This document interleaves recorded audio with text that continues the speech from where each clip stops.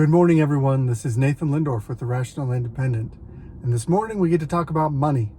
Even worse than that, though, we get to talk about debt, which is a sucky conversation for everybody. So we move to the wonderful land of the Washington Post, for which I had to sign up past the paywall, which irks me, but whatever. You're worth it, right? Yeah, you're worth it. So, Washington Post editorial board, opinion, the United States has a debt problem. Well, that's news. Who had any idea that was a thing? Biden's budget won't solve it.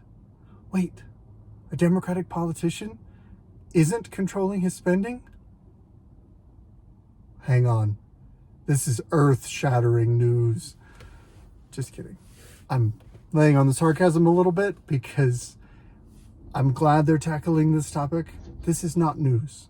This has been obvious to anyone with half a brain and willingness to pay attention for a couple of generations now. We are on an unsustainable track. Let's talk a little bit about where we are, where we're going. As we dive into it, rest assured we're going to stay at a pretty high level. I'm actually pretty nerdy about this kind of stuff, just from an amateur level, but I know that I can talk about it to a level that bores most people. So I will try and keep it more manageable, more bite-sized chunks. It's a great start to this article. Keep in mind, this is an editorial, not really a news piece. So they get a chance to kind of explore and almost state a policy position. We'll cover the highlights with what they're saying here. So, an unfortunate mindset has grown among our nation's leaders. It is that the United States can overspend by more than $1 trillion a year indefinitely. Now let's talk about what that means. We need to define some basic terms to make sure we know what we're talking about. One, we have gross domestic product, the revenue of the United States of America. All the money made by all the entities across all of America in a given year. It's a representation not of our total wealth, but of our total income. And that's an important distinction to draw. Because then we step over to the negative side of things, and you'll hear two terms bandied about: debt and deficit. We have to be careful with our terms. Debt is the total amount of negative money, total amount of debt, total amount of loans that we have as a government that we have taken out over all of time, that are still active, that are still out there, still unpaid. So that's what the debt picture is, and right now we're sitting at roughly 31 trillion. And then you have the deficit, and that's what this sentence is talking about. The deficit is, on an annual basis, is the debt getting larger or smaller? And if it's getting larger, by how much? That increase in the debt is because we're running a deficit. Think about it this way.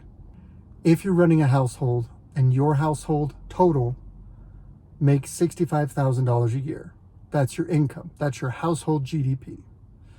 If you have $200,000 worth of equity in your home and $50,000 worth of savings in a 401k, we might say that is your wealth, that is your asset, that is equivalent to all of the wealth America holds. You didn't create that this year, but that's kind of your base of wealth. So we have wealth and we have income. On the flip side, let's say you have a $500,000 mortgage on your home and $30,000 worth of student loans. Your debt would be $530,000. And let's say right now, because of a variety of reasons, whether it's wise or unwise, your household is projected to spend $80,000 this year. That means you have a $15,000 deficit. Your debt at the end of the year will go from 530 to 545. It will go up by 15,000 because of your deficit. I know it seems a little pedantic to run through this, but if you're going to deal with the policy, if you're going to deal with this kind of abstract economic conversation, I find it useful to normalize it to numbers that are more emotionally resonant with an individual, because we're asking the culture, we're asking individuals to change the way they look at government expenditures because the only way we really fix this is by dramatically restructuring the way the government moves money around. So if we go back to this first sentence, you may or may not realize it, but the government brings in a huge amount of money, several $1 trillion a year. However, they spend even more than that. Their deficit is more than $1 trillion a year. So every year, their total debt picture is going up. That's not good. That's not sustainable. So there's a lot of little rabbit holes we can chase down if we wanted to, but I'm going to try and stay on point on a really high level here because I don't want to put you to sleep, and because I think there are key things we can take away that apply to our lives more than just complaining about the other political side. There's a lot of doom and gloom in here. There's a lot of economic progression. There's charts and graphs and statistics and the like, and a lot of people are just not interested in all that stuff. And that's fine. Here's a few things that we can keep in mind. The U.S. government debt, that's not the deficit, that's not what we do every year, but the total amount of debt has now reached the point where it's basically the same size as our annual income. Not what the government receives in taxes, but what all of America creates in a given year. That annual income, that GDP, economists can show a variety of circumstances where once your total outstanding debt goes above your income, your GDP, things start to get really nasty, really fast. You start to run into situations where you have to pay more interest, where those interest payments cut down on the availability to fund federal programs, both welfare, domestic spending, as well as defense spending, as well as a host of other things that the government spends money on. They spend a lot of money. So it's a warning sign. And we've been our debt compared to our GDP has been steadily closing that gap. We've never been above our GDP, but we are right now, we reached it. And the trajectory that we're on doesn't look good as far as where we're going to be in a couple of years. Why does this affect us as regular individuals? Well, government made some promises to each of us. One of those things was Social Security. They said, we're going to mandate contributions so that when you're a young person, you pay into Social Security.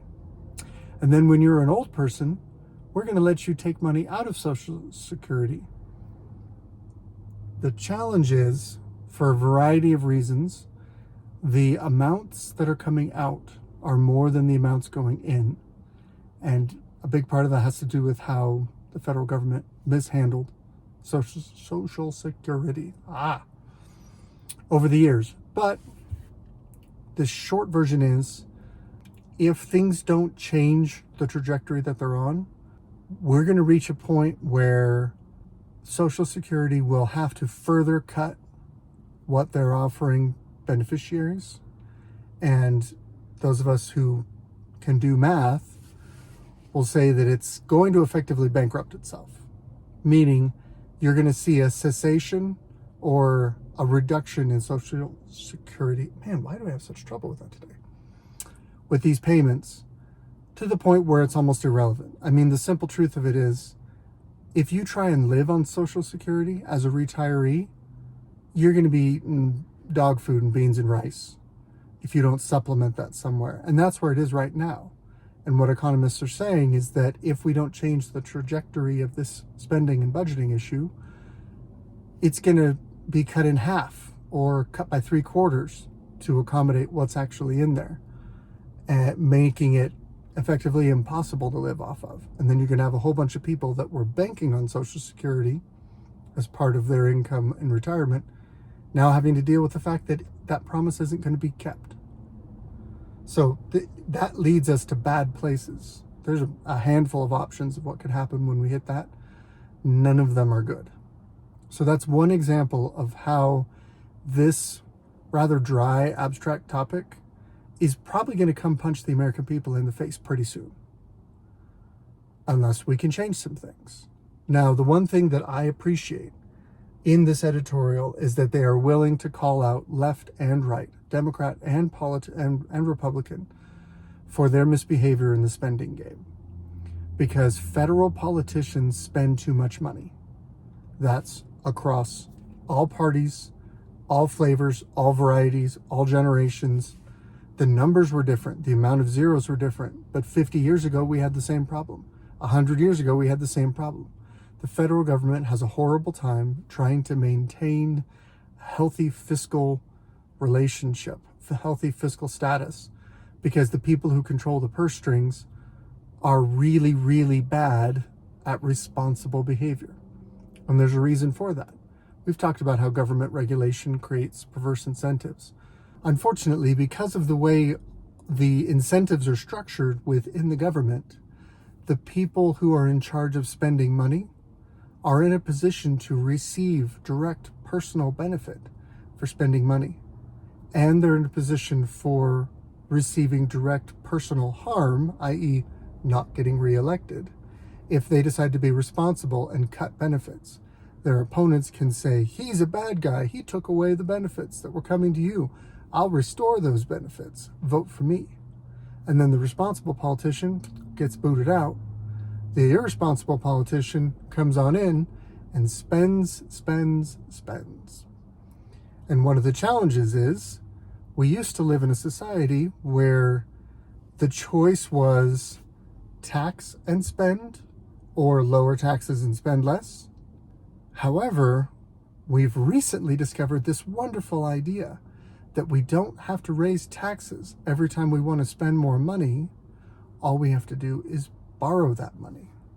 Then the people who pay tax, the citizens who are going to fund that program, are going to be the ones that pay off that debt, the next generation. In other words, the people who don't currently have representation are going to be on the hook to pay back the bills incurred by the current generation. You might even say it's a form of taxation without representation. So they call out left and right, for which I am grateful.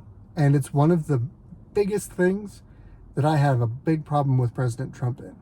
President Trump came into office and basically said, I'm not going to touch deficit reduction at all. Not even have a conversation about it. We're not talking about balanced budgets. We're not talking about lowering any kind of spending. He said, I'm going to push through some tax cuts because that helps his buddies. That helps the American people. The ironic thing is, my wife and I, after the Trump tax cuts came through, paid more in taxes. File that away under, thanks, President Trump. But that is what it is. So President Trump is completely hopeless on this topic. And if he gets reelected, it's not going to help this situation. Here's the weird thing, though. President Biden is even worse. He's absolutely not going to be helpful. So who do I choose as someone who wants some wiser decisions to be made? I don't know. I'm politically homeless. This is one of the reasons why. Because I want to build a republic that's going to last. And that means I'm willing to push back against the short-term thinking of politicians that are trying to further their own personal political fortunes by spending the money of Americans who haven't even been born yet. I want to push back on that. I don't see a party willing to do that. I've been thinking a little bit about why I'm not a Republican, and I had a little thought. I'm not a Democrat because I can't support murdering babies. I'm not a Republican because Republicans are basically the party of get rich while losing slowly. They are ostensibly the opposition party to the Democrats, to the leftists, but they lose on purpose. They don't care about winning. When was the last time you saw not just one Republican politician, but the Republican Party take a moral stand and push back against anything the left was doing fiscally or culturally? It's not there. because they don't want to win. They stand against it and say, oh, we're going to complain. Oh, that's bad. When have you ever seen them say, hey, here's a legislative solution that furthers our own agenda? They offer no counter agenda. They offer nothing for the people who don't want to go left, other than saying, we want to be the brakes and try and slow them down. Well, that just means we're going to drift left. If you're going to create an effective movement in the political sphere, you have to be willing to chart a course. You have to be willing to say, this is the direction that we're going. You have to be willing to say, regardless of how you feel right now or what those other politicians are doing, I can see a vision for American future that is better than what we have. I can articulate it, and this is the direction that we need to go. I don't see any of that from the Republican Party. I'll take it. Perfect. It's an awkward segue, but it's on my mind, and it probably will come up in one of these Reddit rants. In America, we have political prisoners. We have people who are in prison right now, pre-trial. They've never been given a trial, not yet, for over a year. And they are in prison because of their political affiliation. They harmed nobody. They caused no trouble. There's no reason for them to be in prison other than they are politically aligned against the people who are holding them prisoner. The people I'm talking about are most of the January 6th protesters. Anyone who's on camera assaulting a police officer or defacing public property should be arrested and charged properly. They should be entitled to a speedy trial, sentenced, and proceed along in that way. This is the justice system. It's not that hard to do this. If you're trespassing, treat them like a trespasser. If you're parading, treat them like a parader, whatever that is. If you have criminal charges to levy against someone, do so, or let them go. But there is a group of people for whom the government has chosen a third option. We're just going to hold them in pretrial confinement. We're just going to punish them for where they decided to be and who they decided to support. That is atrocious behavior by the federal government. The Democrats generally support this endeavor. They want in their narrative to paint January 6th. They want in their narrative to paint January 6th as a seditious conspiracy. It's the nail in the coffin of making Trump anathema, of making Trump the grand poobah of evilness, Orange Man bad. And they make him the head of a failed coup attempt, and that allows them to tar that whole body of people, tar them with a big broad brush, and make them all evil and beyond the pale. The Democrats are entitled to their narrative. However, this week, Tucker Carlson tosses out some video that seems to run counter to that narrative, that seems to undermine it a little bit and say, maybe there's a little nuance here. Maybe there's a different way of looking at things. Maybe you haven't been shown the whole picture. And Mitch McConnell, the Senate minority leader for the Republicans, ostensibly one of the key leadership positions of the Republican Party, said, that's terrible. Not what the Democrats did. What Fox News and Tucker Carlson did. He said, it's terrible, atrocious. I forget the exact verbiage. But he said, it's a bad thing to have Tucker Carlson offer an explanation for January 6th that runs counter to what law enforcement reported. The fact that he's willing to push out an idea that things could be a little different than what the Capitol Police put in their official report, that these are things that should be actually investigated, these should be actually looked at, the facts should be actually ascertained. The Republican leadership said that's a bad thing. That's why I'm not a Republican. Tying back to this editorial, sorry for going a bit far afield, the left loves government spending because it cements their constituency, because they spend on people who vote for them, and because it furthers their own ideological goals, which is the expansion of the federal government. That's something that is a stated progressive goal, because the bigger the federal government gets, the easier it is for progressives to achieve their eventual utopia. These are people who are communists going the speed limit. However, the Republicans don't cut spending either. The Republicans have their own special interest groups to feed, and they love to complain about the spending that the left is doing. But even when they have the ability to do something about it, they don't. And I'll offer an example. During the recent confirmation fight over who is going to be the Speaker of the House, there's a slim Republican majority. It requires a straight majority to become Speaker of the House. The main person who the Republican establishment wanted to be Speaker of the House was Kevin McCarthy. Kevin McCarthy's a pretty straight down the line establishment Republican.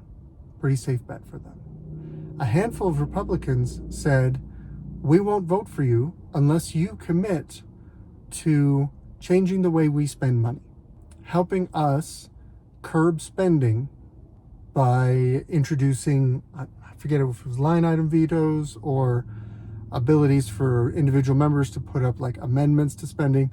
I'm not a legislative nerd. I don't know all the ins and outs. I just know enough to pay attention. They said, listen, we'll vote for you, but we won't vote for you unless you commit to take real action on changing the way these things are done to help us curb the spending that's going on. And initially, the response was a flat no. I'm not even going to entertain that. The establishment Republican said, no, the money needs to keep flowing. I'm not going to give you the opportunity to try and corral it, even though it's destroying us. That's why I'm not a Republican. But where does that leave me? I can't be a Democrat because it's Democratic Party policy position, unrestricted abortion. That's a core tenet of the modern Democratic Party. If you want to go look at their platform, it's right there. If you're voting for the Democrats, you are supporting unlimited abortion. And when I look at it, that's a non-starter for me. I cannot support a political party that wants to murder children. But if I look at the Republicans, I think, okay, you say some things I kind of like, but then you do stuff I don't like. And even when you say and do stuff I like, you lose. And you lose so consistently that it almost has to be on purpose. In other words, I see Republican establishment party politics as the ability for people who are Republican Party partisans. They have the ability to personally get rich, to gain influence. If you want to look at something that'll make you sick to the stomach, just dig into what the net worth is of pick any member of Congress. What's their net worth when they enter Congress and when they leave Congress? And chart that as a pattern. See if you notice what's going on here. Republican politicians at the federal level get very, very wealthy while losing just about every policy fight they take on. It's not an accident. The concept is controlled opposition. If you want to push a certain policy prescription and you want to do it in a democratically controlled environment like this, where democracy is an element, where votes are an element, then you want to maintain a facade of opposition, a facade of debate, a facade of ideological disparity. But at the end of the day, if you get together behind closed doors and you say, listen, if you'll give me this policy position, then I'll give you this other thing over here. And in return, we'll both get rich. And I'm the winner and you're the loser. But you get to fundraise off this travesty. You get to go to your base and say, I voted against this. I fought against it. I did everything that I could. But it wasn't enough. And along the lines, you're still getting rich. I think you're going to find a lot of people that say yes to that proposition. And if you want to know why our politics are broken, that's not a bad place to start. If you want to know why, back to the Washington Post point, it is utter foolishness to expect a political solution to this debt situation. That's why individuals get rich maintaining the status quo.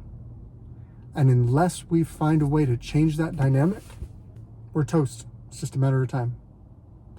So, a little bleak, a little gloomy, but what are you going to do? That's today's Reddit rant. Good luck out there.